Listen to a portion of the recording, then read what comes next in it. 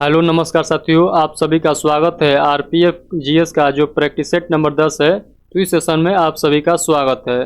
तो आप लोग बताइएगा क्या ऑडियो वीडियो सब आप तक क्लियर पहुंच रहा है? तो आप सब हम सब करके जल्दी से बताइए क्या ऑडियो वीडियो सब क्लियर है। तो उसके बाद हम लोग क्लास को कंटिन्यू करने वाले हैं। तो जो नए स्टूडेंट हैं उनको मैं बतलाता हूँ, आप लोग को जो है 1 से लेकर 9 तक इस जो आरपीएफ कांस्टेबल एंड एसआई का जो है हम लोग जीएस का प्रैक्टिस सेट कर चुके हैं। तो आप लोग चैनल के प्ले लिस्ट में जाइए, वहाँ पर आप लोग को 1 से लेकर 9 तक जो है प्रैक्टिस सेट आप लोग को अवेलेबल मिल जाएगा। चलिए हम लोग इस प्रैक्टिस सेट को हम लोग कंटिन्यू करते हैं। तो क्वेश्चन नंबर पहले देखिएगा, कर है राष्ट्रीय ध्वज को कब अपनाया गया था? तो आप लोग को बताना है जो राष्ट्रीय ध्वज है हमारा देश का, वो कब अपनाया गया था। तो इस क्वेश्चन का राइट आंसर आप लोग बताइएगा 22 जुलाई 1947 को राष्ट्रीय ध्वज को अपनाया गया था। और एक बात याद रखिएगा, 29 अगस्त 1947 को हमारा जो प्रारूप समिति का गठन हुआ था। तो ये बात भी आप लोग याद रखिएगा, 29 अगस्त 1947 को प्रारूप समिति का गठन हुआ था। अगला क्वेश्चन देखिएगा, कर है स्वतंत्र भारत के पहले स्वास्थ्य मंत्री कौन थे? तो आप लोग को बतलाना है स्वतंत्र भारत के पहले स्वास्थ्य मंत्री कौन थे। तो इस क्वेश्चन का राइट आंसर आप लोग को बतलाना है। तो इस क्वेश्चन का राइट आंसर आप लोग को बतलाना है राजकुमारी अमृता कौर। राजकुमारी अमृता कौर, इस क्वेश्चन का right answer option number B हो जाएगा। तो इस क्वेश्चन का right answer option number B याद रखिएगा। और रेलवे एवं परिवहन मंत्री कहेगा तो आप लोग क्या बतलाइएगा, जॉन मथाई। रेलवे एवं परिवहन मंत्री, स्वतंत्र भारत के पहले रेलवे एवं परिवहन मंत्री कौन थे? तो जॉन मथाई आप लोग को याद रखना है। और वही पूछ लेगा सरदार बलदेव सिंह जो थे वो क्या थे? तो आप लोग को बतलाना है रक्षा मंत्रालय इनके हाथ में था, यानी रक्षा मंत्री थे कौन? तो सरदार बलदेव सिंह। तो ये बात भी आप लोग याद रखिएगा। और आप लोग याद रखिएगा संचार मंत्री जो थे, संचार मंत्री ये रफीम अहमद किदवई थे। रफ़ी अहमद किदवई जो थे ये कौन मंत्री थे? तो संचार मंत्री थे। तो ये बात भी आप लोग को याद रखना है। और आप लोग याद रखिएगा शिक्षा मंत्री जो थे अब्दुल कलाम आज़ाद थे। तो ये बात भी आप लोग याद रखिएगा। तो शिक्षा मंत्री कौन थे? तो अब्दुल कलाम आज़ाद, ये बात आप लोग को याद रखना है। और वित्त मंत्री कौन थे? तो ये आर के षष्ठमुख थे। तो आप लोग ये भी आप बात को याद रखिएगा। चलिए आगे क्वेश्चन को हम लोग कंटिन्यू करते हैं। अगला क्वेश्चन है, क्वेश्चन नंबर 3 पढ़िए। कर है अनुच्छेद जो है 148 का संबंध किससे है? तो आप लोग बताइएगा 148 जो हमारे संविधान में आर्टिकल है उसमें क्या प्रावधान है या क्या बात कहा गया है? तो आप लोग बताइएगा नियंत्रण एवं महालेखा परीक्षा के बारे में वहाँ पर बतलाया गया है। तो इस क्वेश्चन का right answer option number B हो जाएगा। और संसद का गठन का जो बात बतलाया गया है वो आर्टिकल आप लोग 79 याद रखिएगा, 79, यानी संसद का गठन कहेगा किस आर्टिकल के तहत होगा? तो 79 आर्टिकल के तहत आप लोग बताइएगा। तो इस क्वेश्चन का right answer option number B हो जाएगा। तो चलिए हम लोग अगला क्वेश्चन देख लेते हैं। और महान्यायवादी का पद आप लोग देखिएगा, महान्यायवादी का पद जो है आर्टिकल 76 के तहत महान्यायवादी का पद जो है ये नियुक्त किया जाता है। तो ये बात भी आप लोग याद रखिएगा। अगला क्वेश्चन है, क्वेश्चन नंबर 4 आप लोग पढ़िएगा। आर्थिक रूप से कमजोर वर्ग के लोगों को आरक्षण किस संविधान संशोधन के तहत दिया गया था? तो आप लोग बताइएगा इस क्वेश्चन का राइट आंसर। तो 103वां संविधान संशोधन द्वारा दिया गया था, कमजोर वर्ग के लोगों को आरक्षण दिया गया था। तो 103वां संविधान संशोधन आप लोग याद रखिएगा।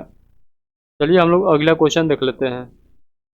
अगला क्वेश्चन पढ़िएगा, लोक लेखा समिति में राज्यसभा के कितने सदस्य होते थे? तो आप लोग को बतलाना है जो लोक लेखा समिति है उसमें राज्यसभा से कितने सदस्य थे? तो आप लोग को बतलाना है 7 हो जाएगा, यानी ऑप्शन नंबर ए जो है इस क्वेश्चन का राइट आंसर हो जाएगा। यानी लोक लेखा समिति में राज्यसभा के जो सदस्य रहते थे वो 7 रहते थे। तो आप लोग को याद रखना है इस क्वेश्चन का राइट आंसर ऑप्शन नंबर 7 हो जाएगा, यानी ऑप्शन नंबर ए हो जाएगा।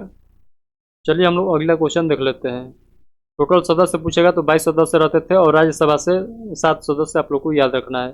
पर है कोरात का पठार किस देश में स्थित है? तो आप लोग बताइएगा कोरात का जो पठार है, कोरात का पठार ये किस देश में स्थित है? तो आप लोग बताइएगा थाईलैंड में है। थाईलैंड में है कौन सा? तो कोरात का पठार। तो ये इस क्वेश्चन का राइट आंसर आप लोग ऑप्शन नंबर बी बतलाइएगा। तो चलिए हम लोग अगला क्वेश्चन को देख लेते हैं। अगला क्वेश्चन देखिएगा, यूरोप के किस देश को झीलों का देश कहा जाता है? तो आप लोग को बताना है यूरोप के किस देश को झीलों का देश कहा जाता है? तो आप सभी को पता होगा फिनलैंड को जो कहा जाता है ये झीलों का देश कहा जाता है, फिनलैंड को। तो आप लोग ये याद रहिएगा। यूरोप का भारत किसे कहा जाता है? तो इटली का कहा जाता है, ये भी आप लोग को याद रखना है। और चीन का पेरिस जो किसे कहा जाता है? तो आप लोग बताइएगा फ्रांस को कहा जाता है। तो आप लोग इससे आप लोग याद रखिएगा। तो चलिए हम लोग अगले क्वेश्चन को देख लेते हैं। कर है टेट्राइट किसके लिए प्रसिद्ध है? तो आप लोग को बताना है टेट्राइट जो है किसके लिए प्रसिद्ध है? तो ऑटोमोबाइल के लिए प्रसिद्ध है, यानी ऑप्शन नंबर सी आप लोग बताइएगा, ऑटोमोबाइल के लिए प्रसिद्ध कौन है, तो कौन है, तो डेट्रायट। अगला क्वेश्चन आप लोग देखिएगा, मछली उत्पादन के लिए कौन सी क्रांति प्रसिद्ध है, तो मछली उत्पादन के लिए कौन सी क्रांति आया था, तो आप सभी लोग जानते हैं नीली क्रांति जो है मछली उत्पादन से है, तो इसका right answer option number B हो जाएगा। अगला क्वेश्चन देखिएगा, चरणोजम चरणोजम मिट्टी के नाम से किस मिट्टी को जाना जाता है, चरणोजम मिट्टी के नाम से किस मिट्टी को जाना जाता है, तो काली मिट्टी को इस नाम से भी हम लोग जानते हैं, तो इसे आप लोग याद रखिएगा। और भारत में सबसे ज़्यादा जो मिट्टी पाया जाता है ये जलोढ़ मिट्टी पाया जाता है, इसे भी आप लोग याद रखिएगा। चलिए हम लोग अगला क्वेश्चन को देखते हैं। अगला क्वेश्चन है, कोलम से कोटपुरम तक कौन सा राष्ट्रीय राजमार्ग है, तो आप लोग को बतलाना है वो कौन सा राष्ट्रीय राजमार्ग है जो ये दोनों शहरों को जोड़ता है, तो आप लोग बतलाइएगा, राष्ट्रीय जलमार्ग बतलाना है, यानी आप लोग को राष्ट्रीय जलमार्ग बतलाना है, तो इस क्वेश्चन का राइट आंसर आप लोग सील लगाइएगा। और देखिएगा नेशनल वाटर जो है आप लोग बतलाइएगा कौन है, तो राष्ट्रीय जो जलमार्ग फर्स्ट है ये है प्रयागराज से हल्दिया को जोड़ता है, और राष्ट्रीय जलमार्ग 2 जो है सदिया से डुबरी को जोड़ता है, और राष्ट्रीय जलमार्ग 3 जो है ये कोलम से कोटमपुरम को जोड़ता है, तो इस क्वेश्चन का right answer option number C हो जाएगा। और जो 4 नंबर पर है ये लखीपुर को से भांगा को जोड़ता है, तो ये आप लोग याद रखिएगा, ये सब पॉइंट को आप लोग याद रखना है आप लोग को। चलिए हम लोग अगला क्वेश्चन को देख लेते हैं।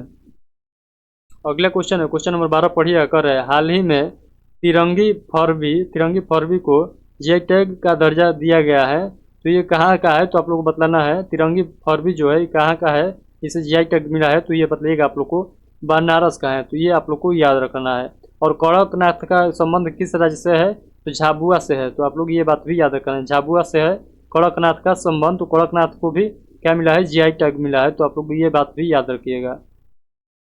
अगला क्वेश्चन देखिएगा, हाइब्रिड पिच तकनीक का उपयोग करने वाला भारत का पहला स्टेडियम कौन सा है, तो आप लोग को बतलाना है वो कौन सा है, तो धर्मशाला स्टेडियम कहाँ है, हिमाचल प्रदेश का जो धर्मशाला स्टेडियम है, ये जो है इस क्वेश्चन का राइट आंसर हो जाएगा। चलिए हम लोग अगला क्वेश्चन देख लेते हैं। क्वेश्चन नंबर 14 पढ़िए, कर रहा है मध्यकाल में लिखे गए महाकाव्य के लेखक कौन है, तो पद्मावत के लेखक कौन है, तो आप लोग को बतलाना है मध्यकाल में लिखे गए महाकाव्य पद्मावत के लेखक कौन है, तो इस क्वेश्चन का राइट आंसर आप लोग क्या बतलाइएगा, तो इस क्वेश्चन का राइट आंसर आप लोग बतलाइएगा मलिक मोहम्मद जायसी, यानी ऑप्शन नंबर सी हो जाएगा इस क्वेश्चन का राइट आंसर। अगला क्वेश्चन बताइएगा, निम्नलिखित में से अनुसरण किए जाने वाले धर्म एवं पवित्र पुस्तिका की कौन सी जोड़ी असंगत है, तो आप लोगों को बतलाना है इसमें से कौन जो है असंगत है। तो देखिए, इस्लाम जो है कुरान से संबंधित है, सिख धर्म जो है गुरु ग्रंथ साहिबा से संबंधित है, ईसाई धर्म जो है बाइबल से संबंधित है, और जो जैन धर्म है ये उपनिषद से संबंधित नहीं है। उपनिषद से जो संबंधित धर्म है वह है हिंदू धर्म। ये जो है जैन धर्म जो है ये आगत से संबंधित है, तो ये आप लोग याद रखिएगा। तो ये आगत से संबंधित है, जो उपनिषद से संबंधित है ये हिंदू धर्म संबंधित है, तो ये बात को आप लोग याद रखिएगा। तो इस क्वेश्चन का राइट आंसर आप लोग ऑप्शन नंबर सी टिक लगाइएगा। अगला क्वेश्चन आप लोगों को पढ़ना है, केप ऑफ गुड होप कहाँ स्थित है, तो आप लोगों को बताना है केप ऑफ गुड होप कहाँ स्थित है, तो दक्षिण अफ्रीका इस क्वेश्चन का right answer option number B हो जाएगा। तो इसका राइट आंसर आप लोग बताइएगा दक्षिण अफ्रीका। अगला क्वेश्चन देख लेते हैं, ब्रिटिश शासन के दौरान भारत में महिलाओं के अधिकार में सुधार किसने किया था, तो आप लोग को बतलाना है महिलाओं के अधिकार में सुधार किसने किया था, तो आप लोग बतलाना है पंडिता रमाबाई। इस क्वेश्चन का right answer option number C हो जाएगा। चलिए हम लोग अगला क्वेश्चन देख लेते हैं। अगला क्वेश्चन है, भारत के खाद्य सुरक्षा और मानव प्राधिकरण जो FSSAI का मुख्यालय कहाँ है, तो आप लोग को बतलाना है। तो इसका मुख्यालय जो हो जाएगा नई दिल्ली में है। तो FSSAI का मुख्यालय आपसे पूछे तो आप लोग कहाँ बताइएगा, नई दिल्ली बतलाइएगा। तो चलिए हम लोग अगला क्वेश्चन देख लेते हैं। अगला क्वेश्चन है, निम्न में से कौन सी सरकारी योजना दुर्घटना बीमा के लिए है, तो आप लोग को बताना है वो कौन सी योजना है जो दुर्घटना बीमा के लिए है, तो प्रधानमंत्री सुरक्षा बीमा योजना, ये आप लोग को याद रखना है। चलिए हम लोग अगला क्वेश्चन देखते हैं। अगला क्वेश्चन कर रहे हैं, वित्तीय सहायता डैश द्वारा नियंत्रित की जाती है, तो वित्तीय सहायता किसके द्वारा नियंत्रित किया जाता है, तो आप लोग बताइएगा आरबीआई के द्वारा नियंत्रित किया जाता है। तो आरबीआई से रिलेटेड आप लोग को फैक्ट हमको बतलाने की जरूरत नहीं है, आप लोग को याद होगा। तो यहाँ पर फैक्ट अगर याद नहीं है तो आप लोग यहाँ पर देख सकते हैं, यहाँ पर सभी क्वेश्चन का फैक्ट यहाँ पर लिख दिया गया है, तो आप लोग फैक्ट भी याद कर सकते हैं। चलिए हम लोग अगला क्वेश्चन को देख लेते हैं। अगला क्वेश्चन कर रहे हैं, निम्नलिखित में से कौन सा भारत का सर्वोच्च नागरिक पुरस्कार है। तो देखिए इस क्वेश्चन का जो राइट आंसर आप लोग को बतलाना है, ये आप लोग को कमेंट बॉक्स में बतलाना है। तो इस क्वेश्चन का राइट आंसर आप लोग को बतलाना है, जो भारत का सर्वोच्च नागरिक सम्मान दिया जाता है वो कौन सा है। तो ये तो सभी लोगों का पता होगा, जो लोगों का पता नहीं होगा वो अभी नए नए लोग होंगे जो कंपटीशन का एग्जाम का तैयारी कर रहे हैं। तो आई होप कि जो 80 से 90% स्टूडेंट है उनको ये क्वेश्चन का आंसर याद है। तो आप लोग को जिनका याद नहीं है आप लोग कमेंट में देख लीजिएगा, बहुत सारे स्टूडेंट कमेंट में बतला देंगे। तो इस क्वेश्चन का राइट आंसर आप लोग कमेंट बॉक्स में जरूर दीजिएगा। तो आई होप कि आज का जो प्रैक्टिस सेट नंबर 10 था, इसका जो जितना भी क्वेश्चन था आप लोग को पूरा समझ में आ गया होगा। अगर कोई समझ में नहीं आता है तो आप लोग हमको कमेंट बॉक्स के माध्यम से पूछ सकते हैं। तो चलिए मिलते हैं नेक्स्ट सेशन में, तब तक के लिए इतना ही रखते हैं। तब तक के लिए आप सभी को बहुत बहुत